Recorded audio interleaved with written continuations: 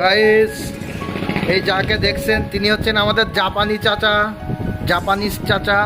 তার দেখুন চুলের অভাব নেই, তার চারিদিকে চুলের রাজা সে। তার দেখেন, আরে কায়দা, আরে আরো আরো আরো আরো আরো আরে ভালো করে দেখাবে কি এরে কায়দা।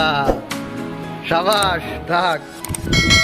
চুলের রাজা, তার কোথাও চুল গ্যাপ নেই, সব জায়গাতে চুলে আটা। এখন আমরা তাকে সাইজ করব।